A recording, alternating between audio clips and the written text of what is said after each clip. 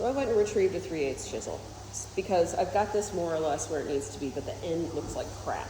So instead of trying to work at it from both edges, now that it's cleared out enough, I can get in there with the 3/8 and do what I need to. It won't be trapped as much. Exactly, because there's no material there to trap it.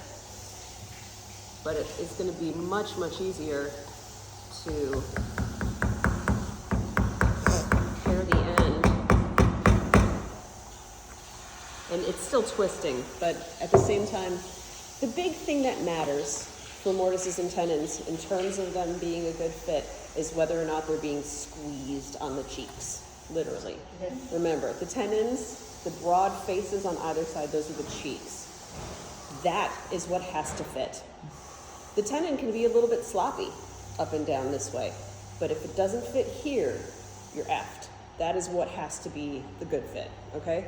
So if I'm mangling the ends of this a little bit, I have, 3/16 on either side and 3/8 on the ends to like disguise that. That transition really, really helps in terms of it looking good and it being really structurally sound, because it's that much more surface area to connect, plus it also, then it can't move. It's trapped in place because of that transition there.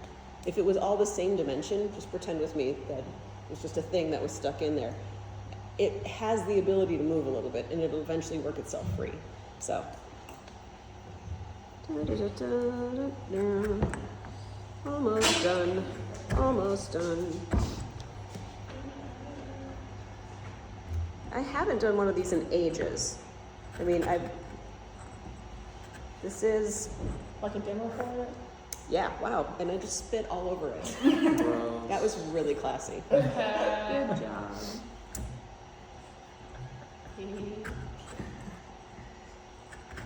Yeah, I haven't done this demo in a really long time, so I'm like, oh yeah.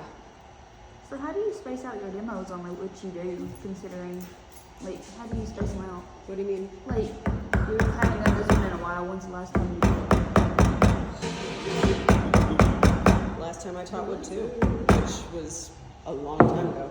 Because I think about COVID wasn't long ago either, so that's... Oh yeah. We're bringing it back. Bringing it back, yeah.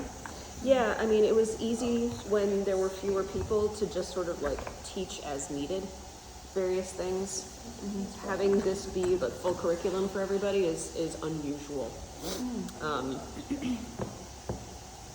And it's just that all of my advanced students are either working independently or haven't had wood too yet.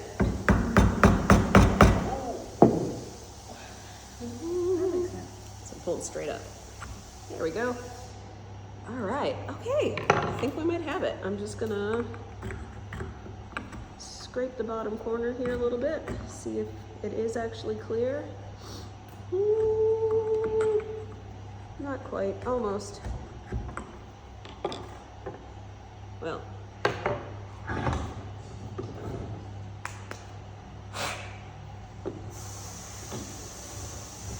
So close. So effing close. And it is actually splaying just a tiny bit in the corner, but it's not so much that it's going to be a problem. I'll tell you this much, it's the first time I've done this since my vision has changed dramatically. Oh wow. So that's a little distressing, The vision changed from like the chemo and stuff? And age, but the chemo seems to have like just sped up a lot of things. Okay. Did it change your hearing? No, it didn't actually. It maybe made it a little thinner, but hair loss is a very rare side effect for that particular kind of chemo. So really women that have a lot of radiation. Do it. Chemo with a lot of radiation is more than what lose the hair.